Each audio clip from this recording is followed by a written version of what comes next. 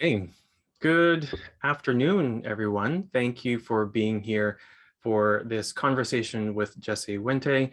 Before we get started, I want to let you know that you can view closed captioning by clicking on the closed caption icon on the bottom of your Zoom window. I'd also like to thank Sarah Marie for providing ASL interpretation for this session. My name is Kenji Maeda, and I'd like to acknowledge where I'm located today, which is on the unceded territories of the Coast Salish people, specifically the Musqueam, Squamish, and Tsleil-Waututh First Nations. I'd also like to acknowledge that the CRD conducts its business on the territories of over 20 First Nations, including that of the Songhees and Esquimalt nations in the core area, the Wasanich nations, including Sartlip, Pakwichin, Sayout, Saycum on the Saanich Peninsula and Gulf Islands, Chianu Beach Bay, Tsawak, and Pachida to the west, as well as Malahak and Penelect nations, all of whom have lived on these lands since time immemorial. If you have any questions during this conversation, please put them into the Zoom's Q&A window. It's a great way for us to focus where the questions go, and we will try to answer as many of your questions during that portion of the conversation. So I want to introduce first Cathi Charles Wherry, who is Anishinaabe Kwe, and her family comes from Rama Menjikaning,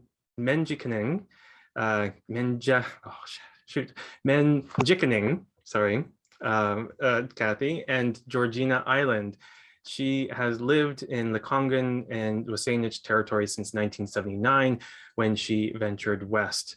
After 23 years as arts program manager, Cathi is now a special advisor at First Peoples Cultural Council, and over her career, she has developed and managed a suite of grant-making programs and strategic initiatives, organizing numerous community of practice gatherings for Indigenous artists, organizations, and communities across the province. Cathi advocated for increased recognition and support for Indigenous arts and managed many partnerships that created opportunities for Indigenous artists.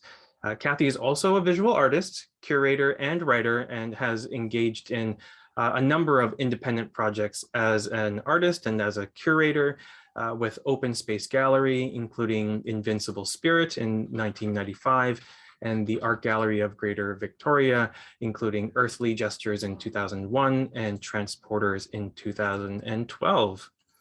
And we also have Jesse Wente, who is an Anishinaabe writer, broadcaster, speaker, and an arts leader. Born and raised in Toronto, his family hails from Chicago and the Serpent River First Nation. Jesse is best known for his 24 years as a columnist for CBC Radio's Metro Morning, and he spent 11 years with the Toronto International Film Festival, the last 7 of which was as the director of film programs at the TIFF Bell Lightbox, which is a beautiful venue. An outspoken advocate for Indigenous rights and First Nations, Métis, and Inuit art, he has spoken at the International Forum of Indigenous Peoples, Smithsonian's National Museum of the American Indian, the Canadian Arts Summit, and so many numerous universities and colleges. In 2017, Jesse Wente was named the inaugural recipient of the Real World Film Festival's Real Activist Award, and he was named the first executive director of the Indigenous Screen Office in February 2018 and received the Association of Ontario Health Centres Media Award for 2018 and is, of course, the chair of the Canada Council for the Arts. So thank you both for being here. I really appreciate it and looking forward to the conversation. And I'll now pass it over to Cathi. Miigwech Kenji, Miigwech Sarah for the ASL interpretation today. We really appreciate that. And miigwech to the CRD for inviting me to be a part of this. Bojo minogijig noden. Jesse Wente, it's such an honor to have this opportunity to speak with you today. And we really appreciate your presence. We have about 40 minutes to talk, and then we'll have some time for questions from participants. I just finished your book, Unreconciled, and it resonated with me in so many ways, especially with regard to family history and the experience of growing up between worlds. My family too lived away from our Anishinaabe relations and culture and language, like so many others, except for visits to Rama, where my father was born. In an effort to answer questions, the question, what happened to us? My computer is trying to. Didn't get that. Could you try again? Sorry. In an effort to answer the question, what happened to us? I've done a lot of personal research and reflection. And as I become one of the older generation, this sense of responsibility is kind of emerging. So I read Unreconciled as an honoring of your family's story, connecting it with your place in that story while really acknowledging head on the very real impacts of colonialism and white supremacy and Canada's huge investment in the oppression of Indigenous people and how that influenced your stories. Very powerful, weaving together. And I think the book holds great value for everyone. So I encourage everyone to pick it up. And for Indigenous readers in particular, I think that it's ultimately very hopeful and optimistic. I'm wondering if you could share a little bit about what the experience was like gathering and organizing that narrative, and what are some of the positive and maybe even unexpected outcomes of that process? Yeah, well, thank you so much for the question, Cathi, and thank you so much for joining me here today. And thanks to the CRD for allowing us to, giving us the space to have this conversation. And thanks for the kind words about the book. In terms of the process, you know, it's this is the first book I've ever written, so I'm not sure I'm an expert in authorial process, literary process.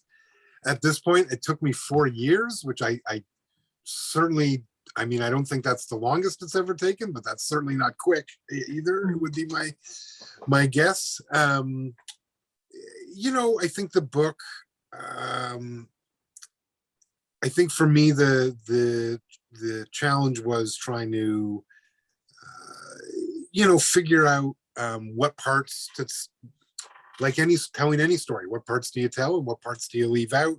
Mm-hmm. And, you know, the idea was always to try to use my own personal experiences to illuminate at least how I've come to understand, as you say, what happened to us. And at least to my family, or to understand how I arrived where I've arrived at, which is sort of an ongoing thing. You know, it was some of it was difficult. You know, there's stuff in the book that is difficult to remember. These are things, you know, these are things I'm still working out in therapy, and to write about them was therapeutic, but also I think necessary, because I think they, you know, some of these things loom fairly large in my journey. And I think what's been sort of maybe more interesting since the book has come out is how my family sort of took to it, because, you know, to be honest, I didn't share it with them a whole lot. I asked a lot of questions, and I did some sort of research just to make sure I got the facts as right as I could get them. But I didn't let them read it until it was done. And maybe that's because my family is, you know, probably the most, like for so many, the most influential force in their lives. Mm-hmm. And while they're very much a part of the book, it is my book. And so I was just trying to balance those things. But it's been amazingly gratifying that for most of them anyway, as far as I know, they've really, you know, my parents really liked it and my sister loved it, and that was maybe the most important reviews I got for it. And certainly the response from the community as you said, I think people are finding themselves in the work, which is all you can really do as an artist. I think I've spent enough time with artists that I think I understand that that's the sort of process. As you create something and you hope people can find something for them there, in the process of them bringing their selves to that work, and what do they take away. So I think that's been very gratifying and very rewarding. And I think at the book, if I said now, I would say it's the act of writing it is very much, has been important to my understanding of myself, I guess, and the journey. And it's interesting that maybe down the road when I have a bit more perspective, I would note, I guess, that it's interesting that writing the book coincided with therapy and a bunch of other sort of work similar. That's an interesting thread I'll have to pull on at a different moment, but they did all sort of coincide. And I think they're, because it's telling of a personal story in a way that I haven't ever really done, and in a format that I've never really done. And a lot of that was intimidating, and there's still a somewhat of discomfort about putting that much of yourself out there. But the feedback that it's been useful for people makes all of that. I can find comfort in that sort of work. So I hope that answered the question. Absolutely. Yeah, it was very powerful, and it takes a lot of courage to tell the truth, I think. And as Indigenous people, we're in a place where we're having to do that a lot, and a lot of us have to do a lot of research. Even when we're in post-secondary, we have to do our own research on top of everything else to bring our own context into those spaces. So I think that a lot of people will find it very encouraging in that regard. As Anishinaabe, we have a really strong value for honoring those who came before us, and gratitude for our teachers. 15 years ago, when I started being more in a mentoring role, I became very aware of how generous an act that is, like to be a mentor and a teacher. So I started writing little letters to people who'd mentored me, even by accident or informally, to kind of thank them and acknowledge them for what they taught me. I'm wondering who you see as some of the predecessors, teachers, mentors who cleared the path that you're now on, or taught you valuable lessons. Yeah, I dedicated the book to my two grandmothers. So if I start with sort of those closest to me, my grandmothers, and that's there's a reason, and the reason is that I would regard them as the most powerful influences on not just me, but our families in general. It was really their lives, their decisions, what happened to them. Both my grandmother who came from Chicago and my grandmother who came from Ganabajing. That is why my family is the way it is and where it is. So, and they taught me an enormous amount just about life. My mom obviously plays a huge part. But then if we sort of go beyond, Alanisa Bomsawin, I met the filmmaker in 1993 when her film Ganasatake 270 Years of Resistance was released. I would have been 19,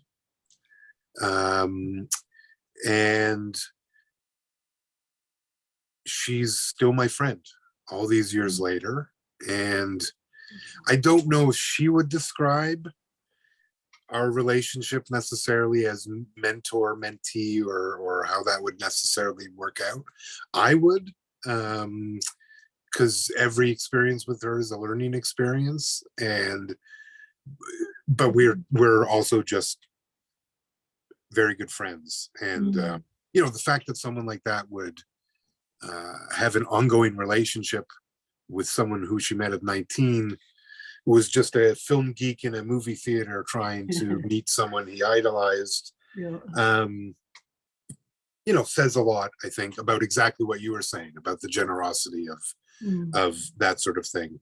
Yvette Nolan, who I met many years ago at a Native Earth Performing Arts, which I was the president of for many, many years, has been and continues to be a huge part of my circle. You know, I still have I call it my circle. I don't know if they would necessarily say mentors, because I think there's a mutual exchange that happens, but I have a circle that I talk to. You know, I talk to about becoming chair of the Canada Council. I talk to about all sorts of major decisions, because that's what has felt natural to me. And I find sometimes when you're making decisions that are going to affect a lot of people, I find it hard to conceptualize that you wouldn't do that in consultation, basically. So Yvette Nolan's been huge for me. Carrie Swanson, who I work with right now at the Indigenous Screen Office, who's my co-lead there, who I met again many years ago, more years than she and I would both probably be comfortable mentioning at Imaginative. Just an extraordinary leader. Cynthia Licker-Sage, who started Imaginative, I think huge presence for me. Zacharias Canuck, the great Inuit filmmaker, who again I have known for at this point it's just so long, and he's been an inspiration and a guiding light many times. Graham Greene, who again I met when I was really young, and Graham is still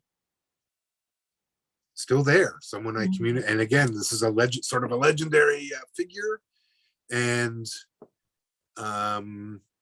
sometimes I'm sort of amazed. Sometimes it can be amazing who you text with. You know what I mean, or how that sort of works out. And then more recently, Val Crichton, who runs the Canadian Media Fund, and who was incredibly supportive of establishing the Indigenous Screen Office, and has been incredibly supportive of me and my role there since then. Has, you know, taught me a lot about how to navigate what are some new and deeper waters for me. Now that I was going to say I work in Ottawa. I don't. I go to Ottawa occasionally. I live in Toronto. I zoom into Ottawa more often than not, but I do spend a lot of my time discussing things with people who do live and work in and around Ottawa. And she's been invaluable. So, I mean, those are some of the names that I would come to mind, but there's so many, you know, because, you know, the Indigenous Screen Office is the result of 20 plus years of advocacy. Of which absolutely I was involved with for many, many years, but I did not start it. You know, when I started in media, there were already many Indigenous people in media, just not in the necessarily in the mainstream newsrooms. And you know, all those people helped. I was going to say paved. I don't think that's what they did. I think they actually ripped up. I think they ripped up the cement. You know, and so it's because it's, you know, well, you know this, Cathi. I mean, no one does anything alone, really. Like everyone, the way you do it is you work together and you climb as a community. And I think our communities are still doing this and still very active in this. And so we do have a support system there to help each other and to, you know, as my mentors or some elders have often reminded me, like, there's no real destination. It's just part of the journey. And what do? Is we carry the canoe for the part that we have to carry it. And then we pass it on to someone else and they'll do the rest. And that's all I'm doing here. And I hope that I am, I don't write notes like you do. I tend to be more Zoom and text these days. But I'm hoping I'm giving back in the same way as much as I can to the next generation and to even frankly, my colleagues, as we sort of build on what our aunties and uncles built on what their aunties and uncles did, and so on and so forth. And that's sort of what we're all, I think, doing. But it's been majority Indigenous women, and that remains very true for me, that that I seek the wisdom of women most often. Yeah, it's interesting, the number of women that you mentioned, and it what you've just described really attests to how long these conversations and efforts have been going on. And there's something I found liberating in a way of, recognizing that I'm just a blip on the screen of this long continuum of effort and passing on, passing the torch or the canoe, depending on, what time of year it is, I guess. So thank you for, reflecting on that. It's, I recognize some of those names as well, and understand that we all, we have these go-to people. And as you say, some of the positions that you've grown into really have an impact on a lot of people. You're now serving as the chair of Canada Council. Congratulations for that. And we're very happy about this. And it's, an interesting time at the Canada Council, because they are making concerted efforts to change how they do things and open up in a more meaningful way to Indigenous and other underrepresented artists and organizations. So it's good to know that you're there at the head of that. But even of greater interest is, especially in terms of the conversation today, is the Indigenous Screen Office, where you were brought on as the inaugural executive director 3.5 years ago. So you've activated the ISO and are leading this very unique initiative, which, really goes beyond this decades-long conversation that, even hearing about your influences speaks to that. Going back, to Alanis and others who've been at it for so long, kind of leading the way. So if we look beyond this decade-long conversation of inclusion that we've been engaged in, you're building something new, and it's from the ground up, and it's specific to serving and generating opportunities for Indigenous media producers, storytelling, and communities. Can you share a little bit about the origin story of the ISO and how this is different, how this project is different than what's been done before? And, now that it's rolling, how's it going? Yeah, so, well, the Indigenous Screen Office is, as I said, the result of more than 2 decades worth of advocacy. I would say that advocacy started right about the day after Australia announced that they were going to have an Indigenous Screen Office. I would say that's, if I had to point to an inciting moment, and they've had theirs for about 25 years. They just, I think it was last year, celebrated their 25th anniversary. And the idea has always been pretty much the same. The idea that, we have a robust screen sector in Canada, a storytelling industry, of which the screen sector is certainly a part of it. And, that while there certainly has been there's been a lot of movies made about Indigenous people, or a lot of TV shows or screen-based content about Indigenous people over the years, there has been very few actually made by Indigenous people. And, if we were to take all of moving image history, that is still true today, despite all the best efforts. So the idea was really, and I should say that those depictions I think we're in a place where we can all admit they've been harmful historically. Again, if we take the whole picture, it's not to say necessarily they're super harmful in the last 20 years, haven't been great, but maybe not as harmful as they were, say, at the dawn of cinema, the silent era and the sort of early sound era. And that, one of the reasons they were harmful is they served sort of a colonial narrative project that was ongoing, and plus they were not made by our communities, so they tended to depict us in ways that we wouldn't necessarily have depicted ourselves. And so the idea was really, how do we do that? And unlike other art practices where access should be relatively simple, if you think of like painting or even writing, because I wrote my book basically all by myself, sitting at the typewriter, like it just takes, that's a fairly simple investment to imagine. Okay, if we want more Indigenous people to write books, well, we just have to invest in more Indigenous, like, it's not that complex. When you get to, well, we want more Indigenous people to make movies, well, that suddenly involves millions of dollars and thousands of people, and it's just the nature of the medium. And over the years, of course, Canada has an infrastructure to support storytelling in Canada, but that has largely never been open to Indigenous peoples.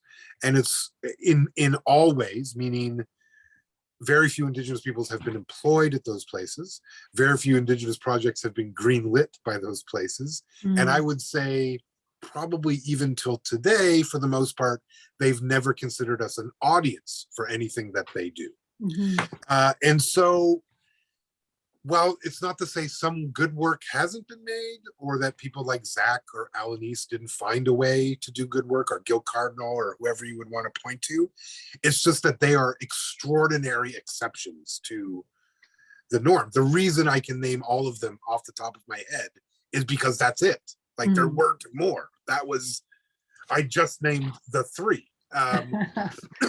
So it's, that paucity is just, and we, again, when it comes to film and TV, unlike some other art forms where, they're artistic, like it's not to say they're not artistic, but their main motivation is artistic expression. TV and film have always been industries. From the very moment they were conceived, they were industrial projects that used art for an industrial purpose. And so in the Canadian sector, which is heavily funded by the Canadian government, people have made a lot of money. People have made a lot of money telling Indigenous stories that were not about, and we have not shared in any of that. It's a story that you could talk about any number of resource sectors, because I would regard storytelling as a resource sector that is similar, because Indigenous people, I mean, that's sort of the Canadian project, to extract wealth from this place and really not have Indigenous people participate in that at all.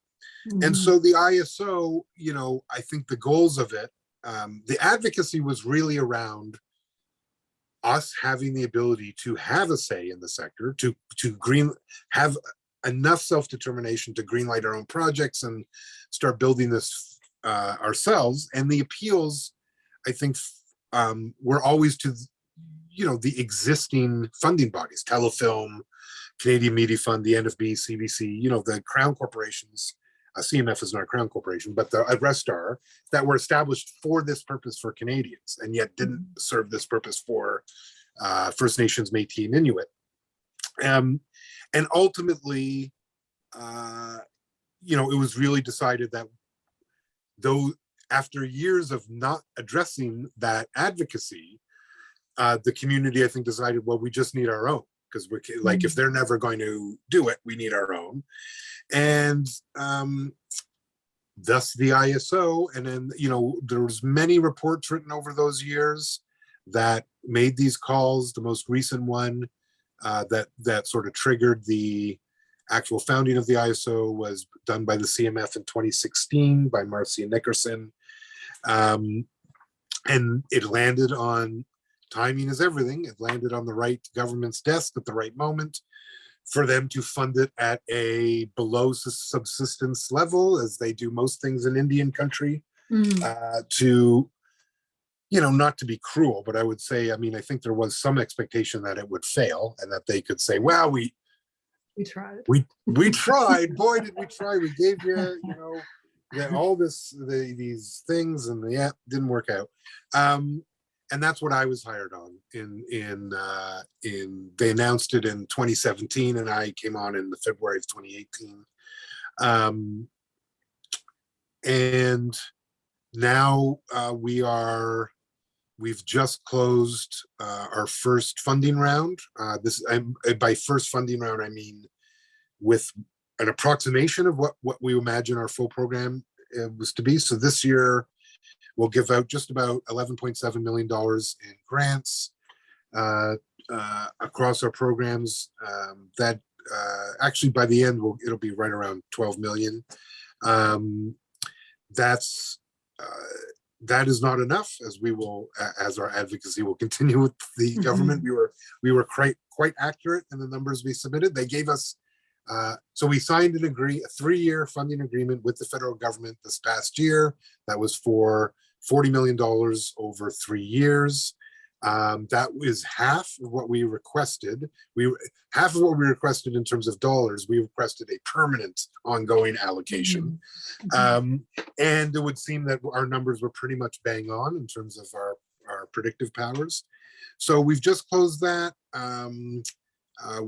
To give you some indication of the difference, the numbers right now look like just about 37% of all the production applicants have Indigenous language now in their productions. So to give you an idea, like that number is a fantasy. That's a unicorn to telefilm, CMF, NFB. Like, I've never seen that high of a request for language. And so if you were to ask me in the moment, and again, we're still in the process, so I don't have all of the answers, but my guess would be that's what happens when you have a funding agency that's there to serve that community in the way that community is seeking to be served. Meaning that these artists are coming with language in their projects because they know that won't be a barrier with us. That almost assuredly would be a barrier with other funders, because again, they rarely see us as an audience, let alone whether they see us as someone to tell stories, because I think they've come around to that. But the other part where they should consider us as, well, wouldn't we want to watch something, and to extend that, the fact that a project in Indigenous language may not just be something that we want, it may be something a lot of other people also would be intrigued by. You know, the top grossing Indigenous film of all time in Canada, Night Raiders, has a significant amount of Cree in it. So I think that's where we're going, but I think that is already telling me that that is what the ISO's purpose is to start picking up where our community has felt let down by other funders, to be different, because we are different. We don't, the Indigenous Screen Office is entirely designed by Indigenous people, entirely staffed by Indigenous people. The entire board is Indigenous people. Like, and from all over what we would call Turtle Island. So multinational is our staff and our board and everything, because that's who we seek to serve. And, you know, the most exciting thing I would say, Cathi, in terms of how it's going, I've had a staff meeting and a board meeting, I think in the last, say, 10 days. And at both meetings, people remarked that we were having discussions about things and in a way that they had never experienced before. Beautiful. And that is it. That is why this is important, because, you know, arts funding bodies are not something Indigenous nations ever particularly thought were necessary. You know, it's not how we organized this activity in our communities, right? So they're not of us, like so many things in the world that we must now grapple with, and as it turns out, help these sectors. They're not of us. We come to them not having been part of their creation, of their formation. And so I think it's the exciting part is for us to actually imagine, okay, while this isn't how we would have done it, how can we do it if in the way that we would have? If you understand, if you get what I mean, it's that it's starting to invest in the idea. And I say this as someone who has spent their career and still spends a fair amount of time trying to help colonial institutions do better by our communities, and not just by our communities, but by everyone. That I want to also spend maybe as much, if not more, energy building solutions that are of us, that are from us, about us, serve us, that actually increasingly don't pay that much attention to, like, we need to interact, but I don't think we need to adopt their best practices. I think it's actually about us creating new ones that are from us. And so I think we're getting there, you know, to hear our programming team or our board, you know, talk about reimagining, say, the peer review process as something that funding bodies are all constantly thinking about, but to imagine, well, how would us as a group of a multinational group actually think about how we would do this? That's to me, that's where the canoe hits the water, to use to continue the metaphor. It's where we really start moving, you know, because you know, when you're on a journey, portaging is one thing. Once you got that boat in the water and you're paddling, you go much faster. And it feels like, you know, in all journeys, you have both, right? You have moments where you have to carry something really heavy over a hill, and it's hard and it takes a lot. And then there's moments when you're on the water and you're able to go faster. It feels like we've come over the hill and maybe we're just getting the boat into the water and really ready to go. And that's very exciting, because I think that is the potential for truly transformational work. That's where it lies. It's when, and this isn't just true of our community. I think this is true of when you know, what are we doing in 2021? We're all trying to unpack colonialism. And we know that colonialism has marginalized so many.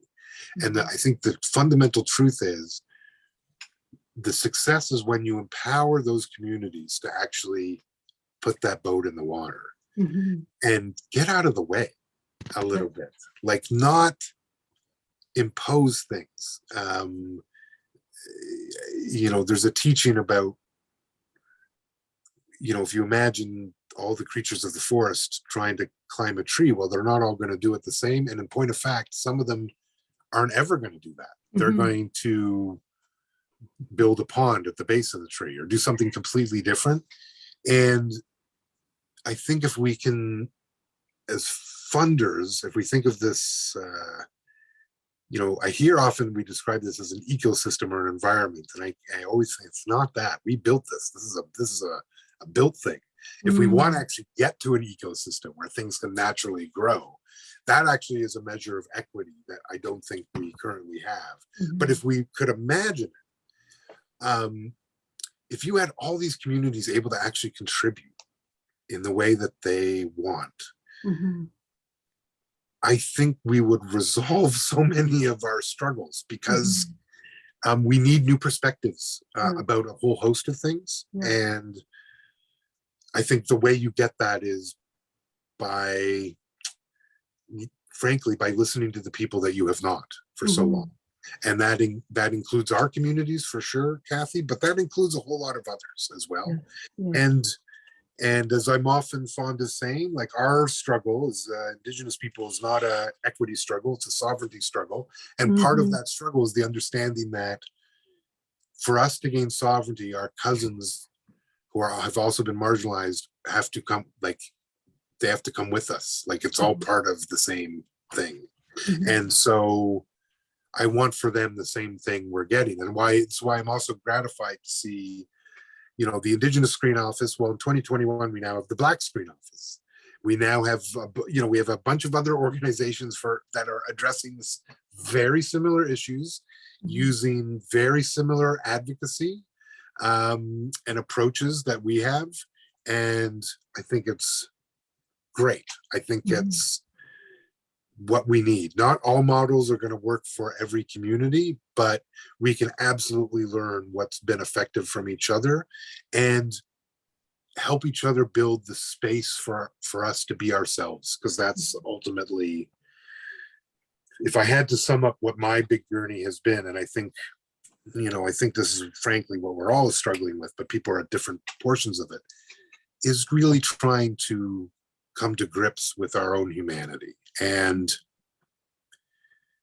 we need the space. We all need the space to actually do that. And if we did, I think we'd actually see a lot of this stuff that is hurting us. We don't need it. We can do it in other ways. And that's part of this. Hopefully that will be part of the legacy of this process. Yeah, it seems like, you know, there's been a stumbling block or a barrier, you know, even those organizations and entities that want to change, they want to change without changing. And so we will be invited, to use a different analogy, we'll be invited to the party, but the party's already planned, and we'll be invited to come and show up and maybe dance and sing and, you know, do a part, but you're planning the party. You're deciding what the party's going to look like, where it's going to go. And so that's very exciting to me. And it provides an interesting model. I think one of the things that happens is that, you know, when looking at change and inclusion and equity and all those different words, it's forgotten that we are audience as well. Indigenous people and other marginalized groups are also the audience. And we don't just need something, we don't just want something, we bring something. We bring something of great value that will benefit everyone. So I'm really excited to see where that's going to go and how that can be observed by other organizations and entities that are, you know, sincerely wanting to, you know, decolonize their organizations, become more deeply and effectively engaged with Indigenous community and artists. And so that kind of brings me to my last question, and it's really, you know, about why this summit is happening, why the Victoria CRD is hosting the summit. You know, they're facilitating this dialogue and wanting to generate ideas and solutions for moving forward with regard to equity and meaningful engagement with Indigenous and other underrepresented artists and communities. And in addition to the CRD itself being informed as they start reviewing their own grant programs, later this afternoon, the participants will be asked to make a commitment to action that they can take back to their work and their organizations. So I'm wondering what would be, you know, one of your messages to those organizations and individuals. And I think there's kind of two answers, because there's the answer to the organizations that exist that want to change, the mainstream organization. And then there's another answer for Indigenous people who, as you say, you know, we're often in a position of helping these organizations. Other equity seeking groups are, you know, helping these organizations and teaching them. So if you could leave us before we go to participant questions, with some comments about that, please. Yeah. So I mean, I could, you know, there's a lot there. We could do an hour on just on that and answer to that question. You know, I would say challenge yourself to go beyond allyship to becoming a co-conspirator or an accomplice. So meaning, like, we can all agree that things need to change. Mm-hmm. Unless we actually do something, agreeing about it is, I mean, it's nice that we can agree that that needs to change, but let's actually do the change. Understand that sharing or even giving up power does not make you less powerful. It actually makes you more powerful. Mm-hmm.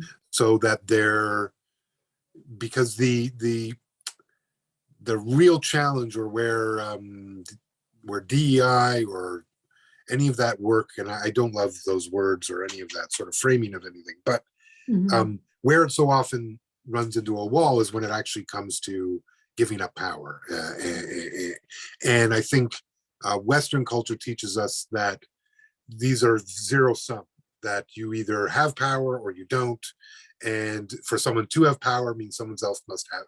It's the same with money and all sorts of things. Mm-hmm. That for someone to have it means someone else must go without it, when none of that is actually a real thing. That's all made up and not actually how it's how the system may work, but it's not actually how human dynamics or functioning cultures really work. Mm-hmm. So and I practice this. So, you know, I was the sole CEO of the Indigenous Screen Office. I am now co-CEO of the Indigenous by my choosing. Yeah, yeah. And that isn't about this wasn't the board saying you need someone help. This was me going to the board and saying this person is my partner on this. Mm-hmm. And this is actually another part of what the ISO is we don't have a traditional structure around how we work. It's we're trying to figure out roles that work best. And so, yeah, did I quote unquote give up? Would some see what I did as giving up power or something? Sure, they're wrong. It only made the organization stronger. It only has made me better. It's helped literally everyone, this decision. And it's meant nothing to me from a professional standpoint. So you can do the same thing, is what I'm saying to all the other CEOs and whatever's out there. Like, we don't have, giving that stuff up will reward you as much as it does the other. Understand that First Nations, Métis, and Inuit people are sovereignty seeking, not equity seeking. Thus, solutions require a self-determinist approach. Inclusion isn't really an outcome we're necessarily looking for either. So you got to throw sort of all that stuff out. And the point really, I would say from that is that, so we're distinct in terms of the approach you have to take to our communities. Well, guess what? So is every other community. Mm-hmm. So like the DEI framework as a catch-all fails every time, because what we're really ultimately talking about is being in relationship with one another, being in right relationship with one another, and understanding that likely if your organization is having to do DEI work, it's because you don't have relationships, or you don't have, at the very least, right relationships with these communities. Committees and all that stuff probably won't resolve that. It actually requires, because what do relationships require? Commitment and consistency over time, you know, for the most part. So if you don't have those now, there's no better day to start than right now. And I know I often get questions about like, well, what does that actually look like? I think we all sort of know what it looks like. Like if you're looking for a community you don't know, like phone them or try to reach out to people, invite them in to not to be inclusive, but just to talk, to understand, and start building those relationships out. This is another framework that where the ISO does. We aren't imagining ourselves as a place where you come and have a funding transaction.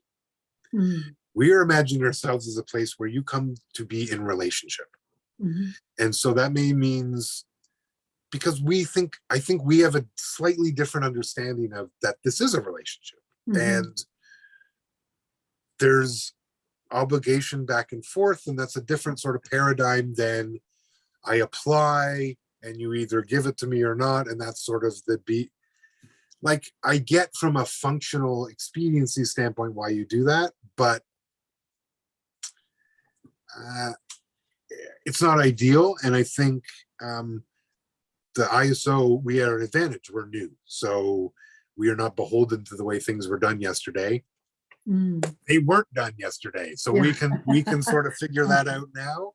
With places like the Canada Council, it's more about, okay, what can we learn about how things were done yesterday to better inform how we're going to do things tomorrow? And that's a bit of a slower process, but the wisdom that I was given by some of the people I mentioned when you asked about Canada Council, and I say this to many leaders now because I think it's very true, and it's been very helpful for me to keep this in mind, which is when you start out on a journey, if you change direction by a single degree, it can seem at the start like you're going to the same place. You're walking the same path, because at the beginning it's the same. But over time, that change of direction of one single degree means you will end up in a completely different place than where you started.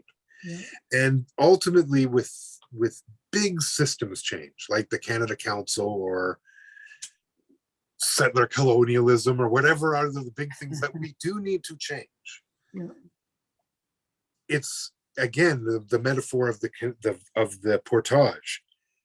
It's not so much that we climb the whole mountain in one day. It's that, like, and that shift in 1 degree means that, well, we will end up place. And maybe if I can shift it by a degree, the next person, maybe it'll make it easier for them to also shift it a degree. And 20 years from now, you end up with a completely different thing than what you started. And I take a lot of solace in that my understanding of time and our place in it is somewhat different. And thus 20 years seems like a totally fine outcome. Like, I'm all about doing things that I may not necessarily live to see because that is not what this is about. It's not about me having to witness anything. It just isn't. And so it's that piece, and a lot of that I think comes from very old wisdom. As my grandmother would have said, we've been here forever and we'll be here forever. And forever is an interesting term, but I think she's actually pretty much bang on correct. Because the Anishinaabe have been here for a very, very long time. We will still be here for a very, very long time. And all the rest of this stuff is sort of the journey, the peaks and the valleys, the mountains and the rivers and all of it. And I take solace that even something like Canada, it's a moment, it's not, and that we have, it's not static. And so I do remain hopeful and confident that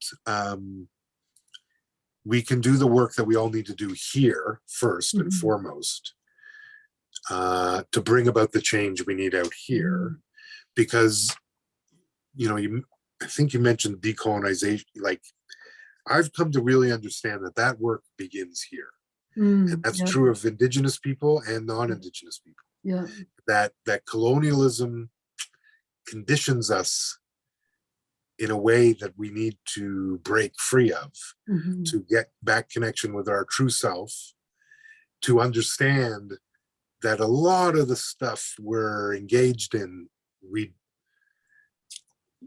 it becomes much easier to understand how we need to change it when you start to really connect with the fact that, like, a lot of the stuff we believe, we only believe it really recently in human history, and like we shouldn't be that attached to it. Like, it's not that great, and we have a lot of evidence, and we have a lot of evidence that we can do other things. So I take a lot of solace that the journey's really, really ongoing. It never sort of ends. And so there's a way for us to get through these difficulties, and we'll still be here, you know? And so let's, as I often like to think about, like, let's imagine our future free of a lot of the stuff that we're doing. And the ISO, for me, you know, I've spent a lot of years in the movie and TV business.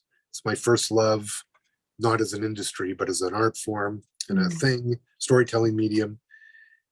And if I can help a little bit to make it a more human space, I'll take it. And same with the Canada Council. If I can do a little bit for that big, huge institution to understand us a little bit better, and imagine for it to empower us and itself to imagine a future different from the one it's maybe always imagined, then that's it. That's the trick we're all trying to get to, I think. I think your you know, your awareness that it's really about relationships, and the thing that comes with sharing power is that you end up sharing responsibility in a real way too. So it is liberating. It is, there will be a lot gained from sharing that power, and individuals make a huge difference. Like you say, that little degree, that little choice that you make, and how you're going to do something, who you're going to reach out to, who you're going to have a cup of coffee with even, can really start deep, meaningful change, even if it seems small in the moment. But because we all only have a little bit of time here on this earth. So yeah, it's been wonderful talking with you. And I'm wondering, Kenji, do we have any questions? We did, but because we have time constraints, Yeah. we're not going to actually ask any other questions. And I was reading through the questions, and actually a lot of them have very similar curiosities that you brought up, Cathi, and even you, Jesse, that you brought up. So many really wonderful nuggets of information and stories. So I think we're going to end it here in respect for everybody's time. So again, a really big thank you, Jesse, for being here and sharing a bit of yourself with us. And Cathi, thank you so much for bringing those questions forward. We also want to say thank you to Canada Council for the Arts for their support of this event, and to Sarah Marie, who was being our ASL interpreter today as a solo artist as well, interpreting as an artist, and the Sarah Marie and the Island Deaf and Hard of Hearing Center. And for those of you who are attending the panel, which Cathi had mentioned, and the community conversation at 2:30 Pacific time, just make sure that you have the most recent Zoom version, because we'll be using some newer features. So thank you again, everyone, Jesse, Cathi, Sarah Marie, for being here, and we'll see most of you at 2:30 for our next session. Miigwech, Jesse. Miigwech. Let's have coffee sometime on Zoom. Enjoy the rest of your day. Miigwech. Giga Wabman.